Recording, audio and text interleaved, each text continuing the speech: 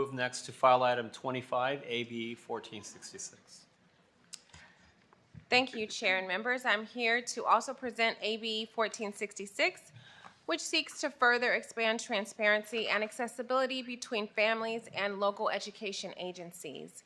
Current state and federal law requires LEAs to collect and report data on seclusion and restraint of students, and for that data to be posted on the California Department of Education's website. According to that data from 2019 to 2020, statewide restraint and seclusion data posted on the CDE website, almost 3,000 students were restrained or secluded in schools. 81% of those students had disabilities, 36% were African American, and 41% were Hispanic or Latino. Our most vulnerable students are overly represented in the restraint and seclusion data. As a result, parents and guardians deserve to have access to information that could be harmful to their children. Advocates like those from the California Association for Parent and Child Advocacy say that the CDE website is difficult to search, even for experienced attorneys and advocates. Expanding accessibility to this information can allow parents to accurately advocate on behalf of their child or children to improve school climate. In addition, the accessibility to the information helps educators and administrators to reevaluate the use of restraint and seclusion on their campuses and determine whether more effective alternatives, such methods, are being sufficiently used. Among the supporters of this bill is Disability Rights California, who also shares that even special education experts have difficulty obtaining this data from CDE's website. And with me today to speak are my previous two witnesses, Christine Sepulveda-Burkett and Crystal Baham. Christy Sepulveda-Burkett, again from Educate Advocate, and we are a proud sponsor of Assemblymember Weber's AB 1466. AB 1466 requires local educational agencies to post on their website the restraint and seclusion data that they already collect and submit to the California Department of Education. Existing law requires that local educational agencies provide this data on restraint and seclusion to the California Department of Education. Unfortunately, students with disabilities are disproportionately affected, with the data showing 83.1% being physically restrained and 65.1% being secluded from the 2019-2020 school year data. Requiring local educational agencies to provide their data on restraint and seclusion on their own website will provide parents and guardians greater transparency, information, and access in finding this information. Thank you for the opportunity to address you today, and I would ask for your support for AB 1466. Good afternoon again. My name is Crystal Baham. I am a parent of a student with exceptional needs at a local Sacramento area school district.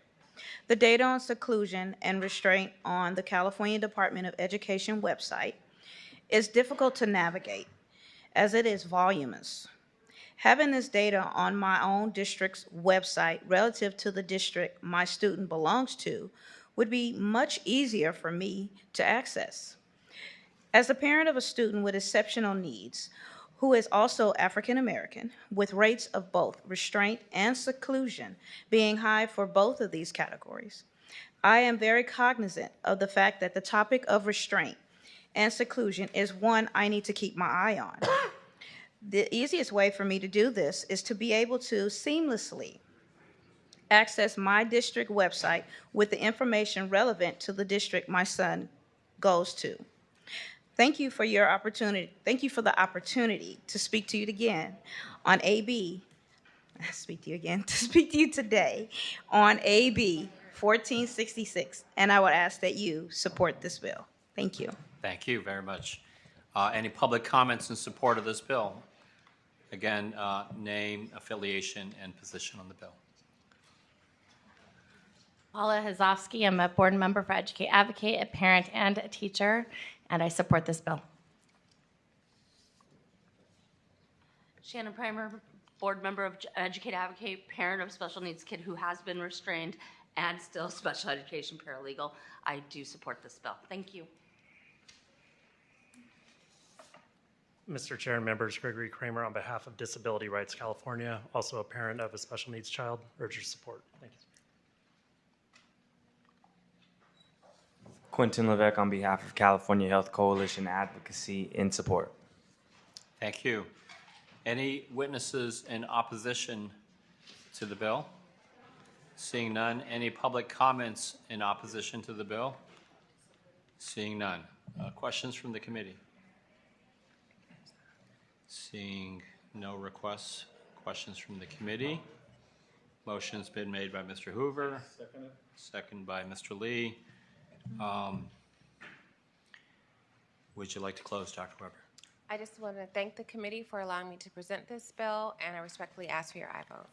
All right, Dr. Weber, again, your second bill, thank you for being an advocate for parents and for getting more access to information so that parents can look out for the well-being of their child.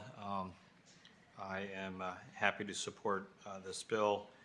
The motion is do pass as amended to appropriations.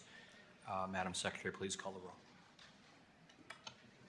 File item 25, AB 1466. Yes. File item 25, AB. Do we want to clarify? Okay. Yeah, there's no amendments. Oh, okay. Let me clarify for the record. There are no amendments to the bill, so the motion is to do pass to appropriations. Thank you for that, Madam Secretary. Please call the roll.